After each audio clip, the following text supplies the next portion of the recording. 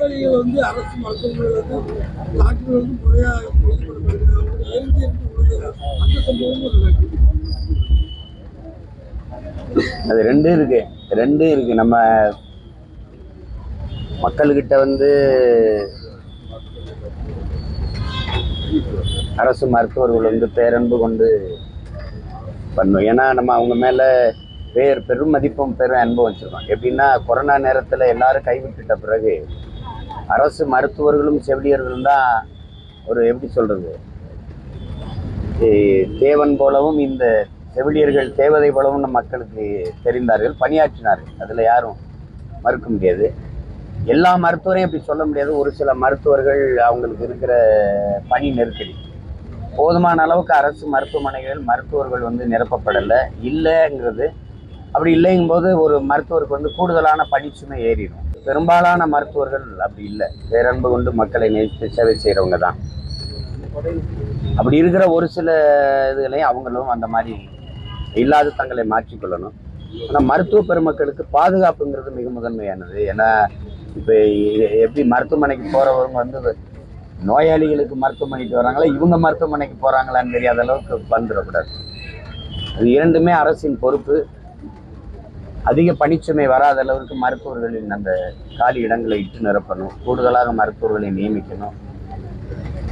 அரசு மருத்துவமனைகளில் ஒரு துணை காவல் நிலையம் போல அமைத்து அங்கு காவலர்களை வைப்பது என்பது அது சரியானது.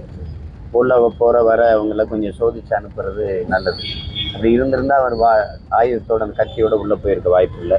எல்லா இடங்கள்லையுமே அப்படி வைக்கிறது நல்லது.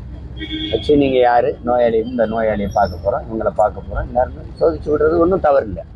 அந்த மாதிரி முறையை கொண்டு வருவது இன்னும் கொஞ்சம் கூடுதல் பாதுகாப்பாக இருக்கும்னு நான் நினைக்கிறேன்.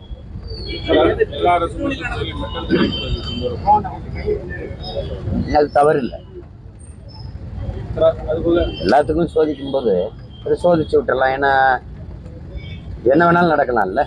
மருத்துவருக்கு வந்த ஆபத்து நாளைக்கு ஒரு நோயாளிக்கும் வரலாம். எத்தனை படங்களை நம்ம பார்க்குறோம். அது சம்பவம் இல்லை. அது நாங்கள் 26 செய்ய போகிறதான் சம்பவம். அதனால சென்னையில தொடர்ச்சியா கல்லூரி மாணவர்கள் ட்ரெயின் மற்றும் பஸ்ல இந்த மாதிரி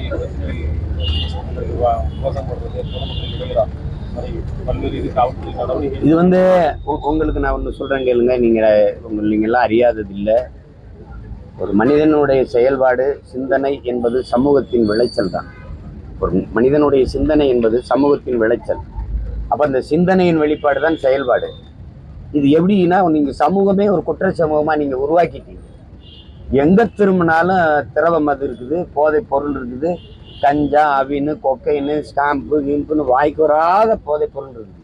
எல்லா இடங்களையும் எளிதாக கிடைக்குது. குறிப்பாக பள்ளி கல்லூரிகள் வாசலில் கிடைக்குது. உங்களுக்கு தெரியும், பள்ளி பிள்ளைகளே, எனக்கு தெரிஞ்ச பேராசிரியர் பெருமக்கள், எனக்கு தெரிஞ்ச ஆசிரியர் உறவினர்களே, இந்த சின்ன சின்ன பிள்ளைகள்லாம் கற்பமாயிருது. ஏன்னே தெரியும், எப்படி ஆனோம்னே தெரியாமல். ஏன்னா நிறைந்த போதை.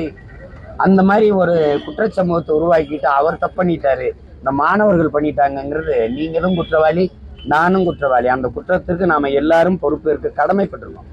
இப்போ பிள்ளைங்கள் வந்து படிக்கிற பிள்ளைங்களுக்கு வந்து எளிதாக கஞ்சா கிடைக்குது. அவன் 4 பேர் சேர்ந்ததை போட்டோன்னே அவன் சத்தத்தை போடுறான், அவன் தன்னை மீறி இந்த மாதிரி செயல்களில் ஈடுபடுறாங்க. இது மொத்தமாக களையப்படும். ஒரு மாநில அரசு மத்திய அரசுக்கு கடிதம் எழுதுது, நீங்கள் போதை பொருள்களை கொஞ்சம் தடுங்க. எப்படி இருக்குது இவ்வளவு காவல்துறை கட்டமைப்பு, உளவு கட்டமைப்பு வச்சிருக்கிற ஒரு மாநில அரசு, நீங்கள் அதை தயவு செய்து உள்ள வரவிடாமல் தடுங்க.